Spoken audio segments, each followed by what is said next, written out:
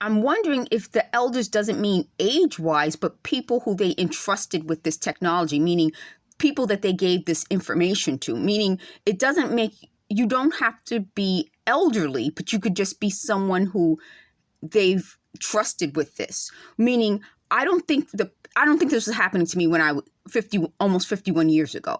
But I think that the elders might mean people they entrusted with this knowledge. So it could be someone my age or younger who they entrusted. So it doesn't necessarily mean elderly people. It just means that they gave this knowledge of this technology to different people that they trusted. So instead of soul screaming, folks, if you're an elder, tell this, because the next generation isn't going to be me. It's going to be you and the people, once they don't want you anymore, the people connected to you. It's always going to be their enemy.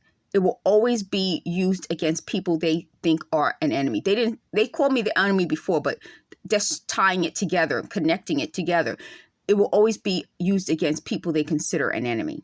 Thank you for watching.